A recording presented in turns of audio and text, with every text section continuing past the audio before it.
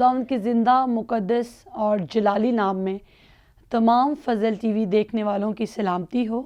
میرا نام مسز سارہ خرم ہے اور میں خداوند کے شکر گزار ہوں کہ خداوند نے مجھے آج یہ موقع بخشا کہ میں فضل ٹی وی کے اسٹیج سے اور چینل سے آپ کے ساتھ خداوند کے کلام میں سے چند باتیں کر سکوں، اور میں خداوند کی شکر گزار ہوں اس زندگی کے لیے اور اس موقع کے لیے، اس اپرچونٹی کے لیے، اور شکر گزار ہوں فضل ٹی وی کی جنہوں نے یہ موقع دیا کہ میں خداوند کے کلام کی خدمت آپ کے درمیان کر سکوں۔ آئیں ہم اس سے پہلے کہ کلام مقدس میں سے تلاوت کریں، ہم ایک چھوٹی سی دعا کریں گے خداوند کے حضور کلام کو پڑھنے سے پہلے۔ Hallelujah. Thank you Lord, thank you Jesus, thank you Father, thank you Holy Spirit. خداوند مہربان جلالی آسمانی باپ، انسان اپنی کامل حالت میں بھی بے ثبات ہے، اور انسان میں کوئی ایسی لیاقت اور خوبی نہیں کہ وہ تیرے حضور آ سکے۔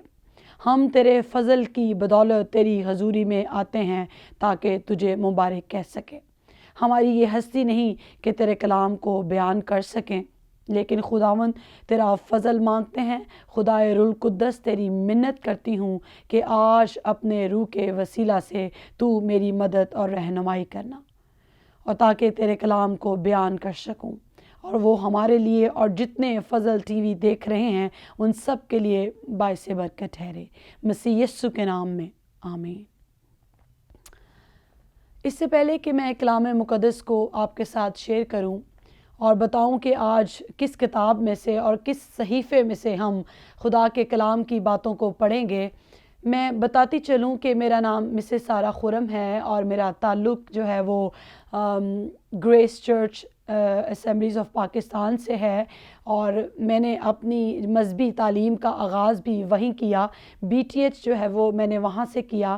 پاسٹر نعیم پرشاد جو ہے وہ میرے استاد محترم ہیں، اور میں خدا ان کے شکر گزار ہوں کہ وہ یہ ہمیں موقع دیتا ہے کہ ہم کلام کی باتیں جو ہے وہ سب مل کر بیٹھیں اور ایک دوسرے سے سیکھیں۔ آج میں یسایہ کے صحیفے میں سے چند ایک باتیں جو ہیں وہ آپ کے ساتھ شیئر کرنا چاہوں گی اور آپ کے گوش گزار کرنا چاہوں گی۔ یسایہ کا صحیفہ جو ہے اور یسایہ نبی جو ہے اس کا شمار جو ہے وہ انبیاء اصغر میں ہوتا ہے۔ انبیاء اصغر میں اس لیے کہ یہ جو کتاب ہے، یہ جو صحیفہ ہے، اس کے چیپٹرز اور اس کے لکھنے کی جو لینتھ ہے وہ زیادہ ہے۔ یہ اس لیے نہیں کہ یہ یسایہ نبی جو ہے وہ عمر میں بڑا ہے یا کچھ اور بات نہیں، اس کی تھکنس اور اس کی جو پروفیسیز ہیں، نبوتیں ہیں، ان کی وجہ سے اس کا شمار جو ہے وہ انبیاء اصغر میں ہوتا ہے۔ تو آج ہم یسایہ نبی کے صحیفے میں سے کلام کی چند ایک باتیں جو ہیں وہ سیکھیں گے، اور اس سے پہلے کہ ہم اپنے مین ٹیکسٹ کی طرف جائیں، میں تھوڑا سا تعارف اور انٹروڈکشن جو ہے وہ یسایہ کے صحیفے کا آپ کو دینا چاہوں گی۔ ہماری اردو کی بائبل جو ہے وہ یسایہ کے صحیفے کو 3 حصوں میں تقسیم کرتی ہے۔ پہلے باب سے لے کے 39ویں باب تک پہلا حصہ، دوسرا حصہ جو ہے وہ 40ویں باب سے لے کے 55 باب تک، اور پھر تیسرا آخری حصہ 66 باب تک چلتا ہے۔ اور آج جس حصے میں سے میں خدا کا کلام شیئر کروں گی وہ پہلا حصہ ہے، جو کہ پہلے باب سے لے کر 39ویں باب تک چلتا ہے۔ اس حصے کا تعلق اس زمانہ سے ہے جب یہودا کے قبیلے کو ایک طاقتور سلطنت اسور کی طرف سے بہت خطرہ تھا۔ یسایہ نبی لکھتا ہے کہ حقیقی خطرہ جو تھا وہ یہودا کے لوگوں کو نہ صرف اسور سے تھا، اسور کے لوگوں سے تھا، بلکہ ان کے اپنے گناہ اور خدا کی نافرمانی کی وجہ سے بھی ان کو اصل خطرہ تھا، کیونکہ وہ خدا کی فرما برداری میں اپنی زندگیاں بسر نہیں کر رہے تھے اور خدا پر اپنا توکل نہیں کر رہے تھے۔ لیکن اسی حصے میں یسایہ نبی ایک امید دیتا ہے کہ ایک ایسا مثالی بادشاہ پیدا ہوگا جس کی بدولت امن و ایمان اور سلامتی جو ہے وہ قائم ہو جائے گی۔ تو ہم آج دیکھتے ہیں کہ یسایہ کا جو صحیفہ ہے، بہت سے لوگ بہت سی آیات کو کرسمس کے موقع پر اس میں سے کوٹ کرتے ہیں اور اچھی بات ہے، لیکن میں بتانا چاہوں گی کہ اس کا مطلب ہے، یسایہ کے نام کا مطلب ہے the salvation of یہوہ، یہوہ کی نجات۔ ہمیں اس سے پہلے کہ ہم اپنے بچوں کے بھی نام رکھیں کتاب مقدس میں سے، ہمیں ان کے مطلب پتہ ہونا بہت ضروری ہے۔ تو یسایہ کا مطلب ہے یہوہ کی نجات، the salvation of یہوہ۔ تو ہم آج اپنا مین ٹیکسٹ دیکھیں گے یسایہ نبی کا صحیفہ اور اس کا 9واں باب اور اس کی پہلی 2 آیات۔ یہاں پر یوں مرقوم ہے، اس نے قدیم زمانہ میں زبلون اور نفتالی کے علاقوں کو ذلیل کیا، پر آخری زمانہ میں قوموں کے گلیل میں دریا کی سمت یردن کے پار بزرگی دے گا۔ جو لوگ تاریکی میں چلتے تھے انہوں نے بڑی روشنی دیکھی، جو موت کے سایہ کے ملک میں رہتے تھے ان پر نور چمکا۔ آمین۔ پاک کلام کا پڑھا اور سنا جانا ہم سب کے لیے باعث برکت ہو۔ اس سے پہلے کہ ہم آگے چلیں، میں آپ سے عزیزو بیان کرتی چلوں گی۔ پہلی ہی آیت میں ہمیں چند ایک امپورٹنٹ نام ملتے ہیں، زبلون، نفتالی اور گلیل۔ اس سے پہلے کہ ہم آیات میں چلیں اور دیکھیں، ہم دیکھیں گے کہ یہ زبلون، نفتالی اور گلیل کا ذکر یہاں پہ کیا گیا ہے اور اس کا کیا مقصد ہے۔ ایکچولی میں زبلون اور نفتالی یہ دونوں شمالی قبائل تھے جو مغربی یردن کی طرف تھے، اور بعد میں یہ بلائی اور نیچے والا گلیل بھی کہلائے۔ میں اسٹڈی جب کر رہی تھی تو ایک بائبل اسکالر ہے جس کا نام ہے جان میکارتر، وہ کہتا ہے کہ گلیل کا علاقہ اصل میں خداوند نے تقسیم کے وقت آشر اور زبلون اور نفتالی کو دیا تھا۔ جب اسرائیل نے کنعان کی سرزمین میں مقیم ہونا شروع کیا، سیٹل ڈاؤن ہونا شروع کیا، آپ یشوع کی کتاب اس کا 19واں باب اور اس کی 10 آیت سے لے کر آگے تک اس کو پڑھ سکتے ہیں، جہاں پہ اس چیز کا ذکر ہے کہ خداوند نے یہ علاقہ زبلون، نفتالی اور آشر کے قبیلہ کو دیا۔ لیکن زبلون، نفتالی یہ قبائل جو تھے یہ خداوند کی حکم کے برخلاف وہاں سے کنعانیوں کو نکالنے میں ناکام رہے۔ اگر آپ قضات کی کتاب اور اس کا پہلا باب اس کی 30ویں آیت سے لے کے 33ویں آیت کا مطالعہ کریں تو وہاں پہ آپ کو یہ ملے گا، وہاں پہ یوں لکھا ہے، اور زبلون نے قطرون اور نلان کے لوگوں کو نہ نکالا، سو کنعانی اس میں بود و باش کرتے رہے۔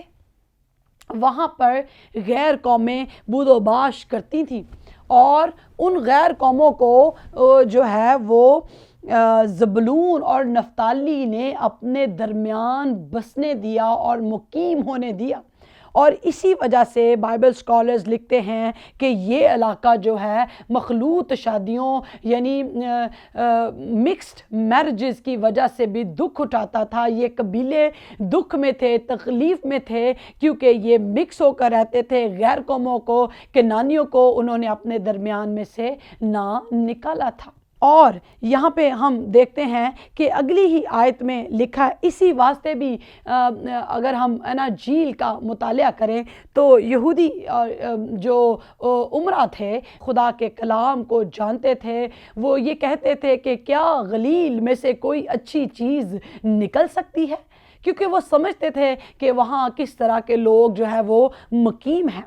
اگر ہم دوسری آیت کا مطالعہ کریں تو وہاں پہ لکھا ہے کہ جو لوگ تاریکی میں چلتے تھے انہوں نے بڑی روشنی دیکھی۔ انگلش کی بائبل میں لکھا ہے گریٹ لائٹ۔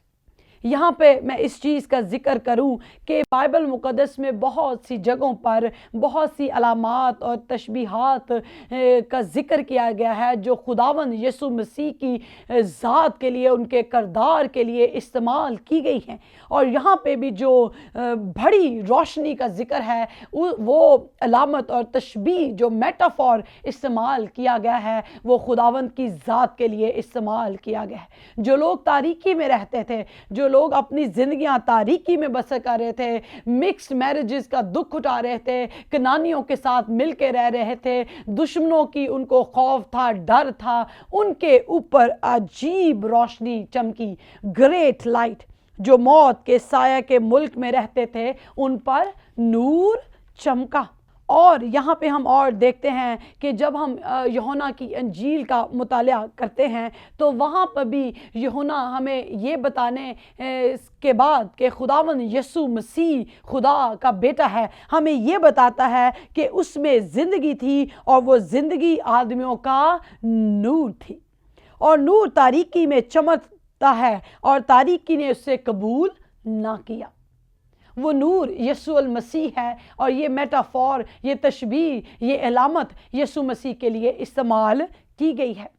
بہت سے لوگ آپ کو یہ کہتے ملیں گے کہ آپ خداوند یسوع مسیح کو خدا کا بیٹا کیوں کہتے ہیں؟ بائبل مقدس بیان کہتی ہے کہ وہ خدا کا بیٹا ہے جو روح القدس کی قدرت سے پیدا ہوا اور مقدسہ مریم کے رحم میں اس نے جنم لیا۔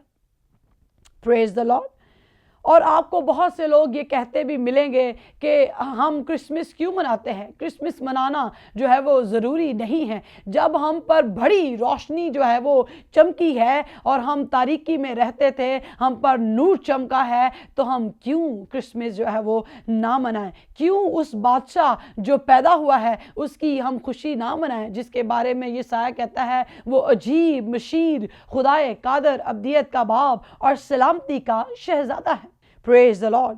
اس کے بارے میں ہی ہم آگے اور دیکھیں گے اس کلام مقدس میں سے کہ جب اس علاقہ میں جہاں پہ زبلون اور نفتالی یہ قبائل رہتے ہیں اور دکھ اٹھا رہے ہیں، آج میں آپ لوگوں سے بھی یہ کہنا چاہوں گی جتنے ہمیں دیکھ رہے ہیں کہ آپ بھی بہت طرح کی مشکلات میں ہو سکتے ہیں، آپ بھی بہت طرح کی پریشانیوں میں ہو سکتے ہیں، آپ کے بچے نافرمان ہو سکتے ہیں، آپ کے بچوں کی نافرمانی اور ان کے غلط فیصلے آپ کے لیے تاریکی ہو سکتے ہیں، اور آپ کے لیے یہ بھی ہو سکتا ہے کہ آپ کے ایمان کی جنگ جاری ہو، آپ کو کرونا سے بہت ڈر ہے، آپ کو غیر قوموں سے ڈر ہے، آپ ایسی جگہ پہ کام کرتے ہیں، جاب کرتے ہیں جہاں پہ آپ کو مصیبت اٹھانی پڑتی ہے، لوگ آپ کو ستاتے ہیں، بلا وجہ آپ کے ساتھ جھگڑا کرتے ہیں، لیکن بائبل مقدس آپ کو امید دیتی ہے۔ بائبل مقدس امید کا پیغام ہے جو ہمیں یہ بتاتی ہے کہ ان دکھوں میں، تکلیفوں میں، مصیبتوں میں ہم پر ایک عجیب روشنی اور ایک عجیب نور جو ہے وہ چمکا ہے، اور وہ نور کیا ہے؟ یسوع المسیح ہے۔ اس نور کی روشنی میں ہم نے چلنا ہے۔ بائبل مقدس کہتی ہے کہ ایمان کے بانی اور کامل کرنے والے یسوع کو تکتے رہو۔ اس اندھیری دنیا میں، اس دنیا میں جہاں پہ اندھیرا ہے، گناہ ہے، مصیبت ہے، تکلیف ہے، ڈر ہے، خوف ہے، بے روزگاری ہے، وہاں پر آپ کے اوپر عزیزو ایک عجیب روشنی جو ہے وہ چمکی ہے جو یسوع المسیح ہے۔ ایک بچہ ایک دفعہ ساحل سمندر پر 17 مچھلیاں جو ہے سمندر کے اندر پھینک رہا تھا، اور ایک شخص اس کو کھڑا دیکھ رہا تھا، اور اس نے کہا کہ یہ مچھلیاں جو تم اندر پھینک رہے ہو یہ تو بہت سی ہیں، ڈھیر ہیں، اور ان کو اندر پھینکنے سے کیا فائدہ ملے گا تمہیں؟ تو اس بچے نے جواب دیا کہ اس ایک مچھلی کو جو میں پھینک رہا ہوں اس کو بہت فرق پڑے گا۔ تو عزیزو، آج آپ جتنے کلام سن رہے ہیں، میں یہ کہنا چاہوں گی کہ جب آپ خدا کے کلام کی باتوں کو سنتے ہیں تو دوسروں سے بھی شیئر کریں۔ یہ مت سوچیں کہ کس کو فرق پڑے گا، کون سنتا ہے، کون ہماری بات دیکھ رہا ہے۔ آج میں بھی یہ سوچ سکتی ہوں کہ ہمارے درمیان، ہمارے اس ملک میں، اس دھرتی پر بہت سے خدا کے خادم ہیں، کون سنے گا میرا میسج، یا کون اس کلام کو سنے گا جو میں شیئر کر رہی ہوں؟ تو میں اس امید پہ ہوں کہ وہ آج کا کلام خداوند جس سے کرنا چاہتا ہے وہ سن رہا ہے، اور اس کو بہت فرق پڑتا ہے۔ سب کو فرق نہیں پڑتا، لیکن اس کو جس سے آج خدا یہ کلام کرنا چاہتا ہے اسے بہت فرق پڑتا ہے۔ اور آپ بھی اسی طرح خدا کا کلام جب سنتے ہیں تو دوسروں کے ساتھ ضرور شیئر کریں، اس ایک کو ضرور فرق پڑتا ہے، اور تاکہ یہ کلام کی باتیں اور زیادہ لوگوں تک پہنچے اور زندگی کا کلام جو ہے وہ پھیلے۔ خدا کے کلام میں لکھا ہے کہ اچھا نہیں ہم جو ہے وہ علم سے خالی رہیں، خدا کے کلام کو پڑھیں۔ آج میں آپ کو انکریج کرنا چاہوں گی کہ اس دور میں خدا کے کلام کو پڑھیں، خدا کے کلام کی باتوں کو سیکھیں، اور صرف سیکھیں نہیں، دوسروں تک بھی पहुंचाएं, ताकि आप ही नहीं, आपका घराना ही नहीं, और बल्कि दूसरे भी आपके वसीला से जो है वो खुदा के कलाम को सीख सकें, खुदा के कलाम की बातों को सीख सकें। और क्रिसमस का मैसेज ये देना चाहूँगी कि अगर बेटा आपके दरमियान नहीं है तो उसकी सालगिरह मनाने का कोई जो है वो जवाज़ पैदा नहीं होता। अगर यीशु अल मसीह हकीकी तौर पर आपकी ज़िंदगी में मौजूद नहीं है तो ये क्रिसमस मनाने का जो है वो फ़ायदा नहीं है। जैसे आपके घर में जब बेटा पैदा होता है या बेटी पैदा होती है तो वो आपके दरमियान मौजूद होते हैं, तो आप उसकी सालगिरह मनाते हैं। लेकिन अगर खुदावंद यीशु अल मसीह आपकी ज़िंदगी में नहीं है, आपके दिल में नहीं है, आपके फ़ैसलों में नहीं है, तो ये क्रिसमस आप हकीकी तौर पर अजीज़ों नहीं मना रहे। हकीकी क्रिसमस मनाने का जो मकसद है वो यही है, खुदावंद आपके फ़ैसलों में हो, खुदावंद आपके कामों में हो, आपकी ज़िंदगी में हो, तभी ये क्रिसमस मनाने का फ़ायदा है। और क्रिसमस को हकीकी तौर पर मनाएं। शॉपिंग, डेकोरेशन, ये सब चीज़ें बहुत अच्छी हैं, लेकिन अपने दिल की चरनी में यीशु को पैदा होने दें। हकीकी तौर पर खुदावंद के कलाम की फरमाबरदारी करें, जैसे कि गडरियों ने की, जैसा कि मजूसियों ने की। जैसे ही मजूसियों को खबर मिली और वो उस तारे की रोशनी में चलते गए और खुदावंद तक पहुँच गए। उन गडरियों को फरिश्ते ने जब खबर दी कि देखो तुम्हारे लिए एक मनची पैदा हुआ है, तो जैसे ही उन्होंने खबर सुनी वो खुदावंद यीशु अल मसीह को सजदा करने के लिए उसकी ज़ाते अक़दस के सामने पहुंच गए। इसी तरह से हमें भी आज ज़रूरत है कि सुने और खुदा की आवाज़ को सुने और उसके कदमों में उसको सजदा करने के लिए पहुंच जाएं। बाइबल स्कॉलर्स कहते हैं मजूसियों के बारे में, उन्होंने खुदावंद को बहुत दिया और वो जानते कम थे शायद, लेकिन दूर का सफ़र तय करके वो खुदावंद की हजूरी में आए और उन्होंने खुदावंद को सजदा किया और अपने तोहाइफ जो है वो पेश किए। आज आप क्या देना चाहते हैं खुदावंद को? आज आप इस तारीकी के दौर में आप क्या देना चाहते हैं? अपना दिल खुदावंद को दें। वो हमारा दिल चाहता है पूरे दिल से खुदावंद के हजूर चलें। एक दिल का खाना नहीं, दो नहीं, बल्कि सारी ज़िंदगी का कंट्रोल खुदावंद को दें, ताकि वो आपको मुकम्मल तौर पर बरकत दे और शादमानी दे। क्योंकि कलाम कहता है कि उसी के हजूर में कामल शादमानी है और उसी के दाहिने हाथ में दायमी खुशी है। जब नए अहदनामे का मुतालिया करते हैं तो वहाँ पर आपको पालूस रसूल ये कहते हुए मिलेंगे कि आलमे बाला की चीज़ों की तलाश में रहो। आज ये दुनिया की अगर हम चीज़ों की तलाश में रहेंगे, दुनिया आपको कभी भी जो है वो खुश ना रहने देगी। दुनिया पर आप नज़रें लगाएंगे तो आप मायूस हो जाएंगे, डिप्रेस हो जाएंगे। जितने आज मुझे देख रहे हैं, मैं स्पेशली ख़वातीन से जो घर में रहती हैं, घरेलू ख़वातीन हैं, माएँ हैं, बेटियाँ हैं, बहुएँ हैं, जिनका ज़्यादा बाहर निकलना नहीं होता और वो सारा दिन काम में जो है वो वक्त गुजारती हैं, ज़्यादा चर्च जाने का, तालीम हासिल करने का भी मौका नहीं मिलता।